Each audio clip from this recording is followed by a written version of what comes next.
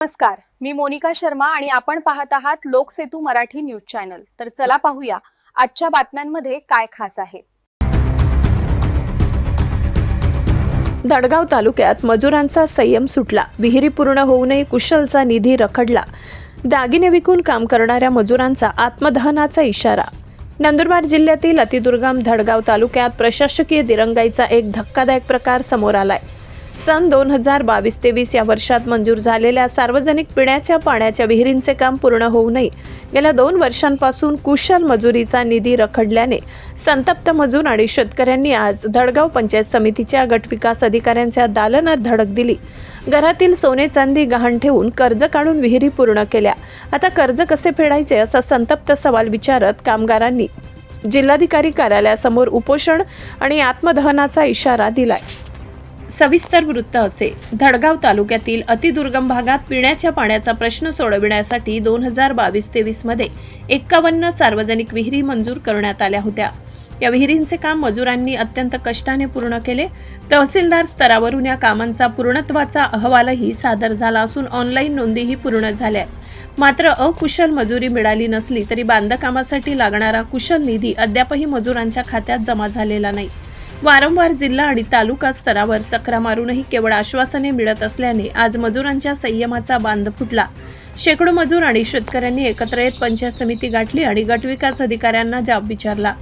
यावेळी प्रशासनाकडून नेहमीप्रमाणे तांत्रिक अडचण असल्याचे सांगून वेळ मारून नेण्याचा प्रयत्न झाला, ज्यामुळे उपस्थित नागरिक अधिकच आक्रमक झाले। अनेक मजुरांनी विहिरीचे काम पूर्ण करण्यासाठी स्वतःच्या पत्नीचे सोने चांदीचे दागिने विकले।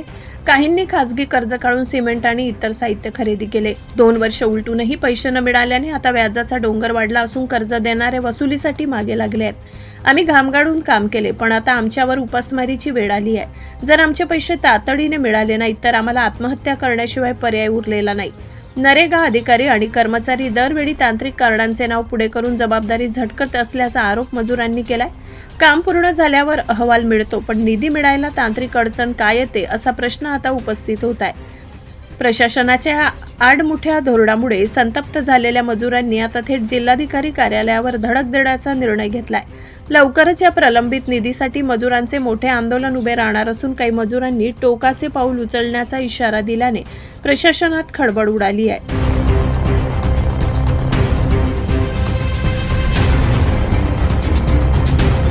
माझे नाव दारासिंग ओडवी टेंभुर्णी। मी आज पंचायत समितीच्या धडगाव तालुका येथे आलेला आहे।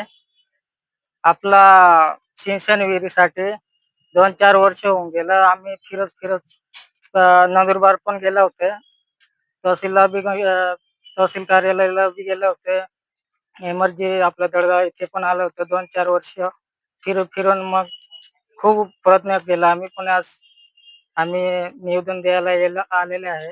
नेमकं काय आहे बिल मिळालेलं नाही सार्वजनिक वीज, सार्वजनिक वीरच्या बिल मिळालं नाही।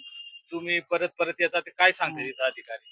पहिला आज आपला अहवाल तयार केलेला होता, तेव्हा काय सांगायचे होते ते आपलं तहसीलच्या अहवाल तयार करावा लागेल असं सांगितलं होतं। मग आम्ही परत तहसीलला निवेदन दिलं होतं।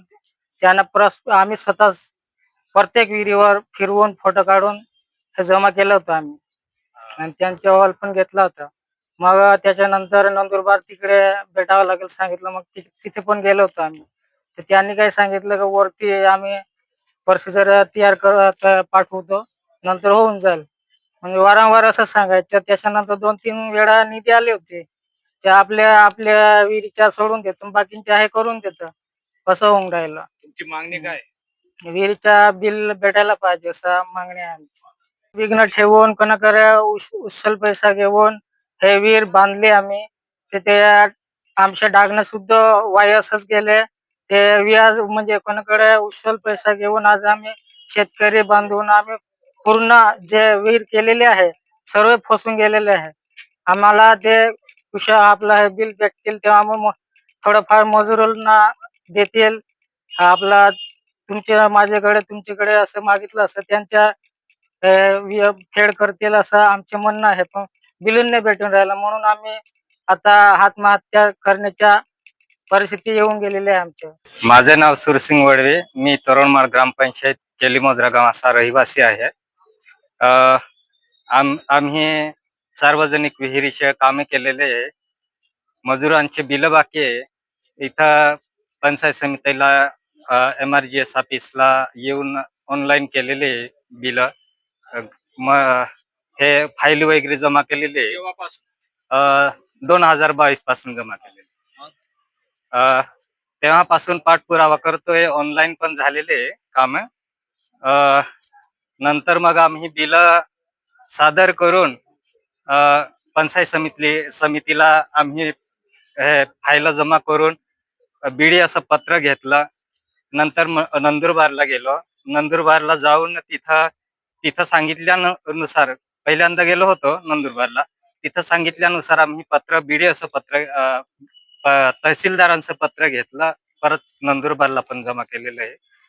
आमच्यावर अशी उपासमारीची वेळ आलेली आहे की आम्ही कामं करून सुद्धा आमच्या कुशल बिल 5 वर्षानंतर पण भेटून नाही राहिलं. मग आमच्यावर उपासमारीची वेळ आलेली आहे. मजूर जे काम करेल ज्यांनी कामं केलेले आहे त्यांच्यावर हल्लाबोल करण्याची वेळ आलेली आहे मजुरांची. तर जो काम करणारा व्यक्ती आहे त्याच्यावर पण उपासमारीची वेळ आलेली आहे.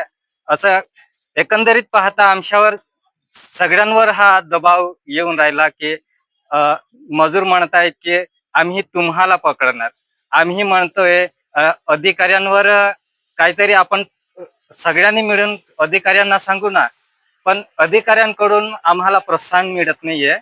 तर आम्हाला दुसरं काहीच सुचत नाही. आम्हाला आत्महत्या करण्याची वेळ आलेली आहे.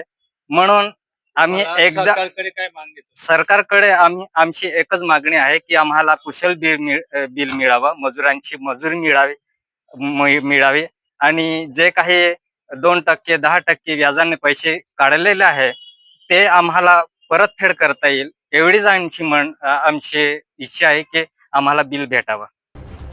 मुख्य संपादक प्रवीण चव्हाण, नंदुरबार.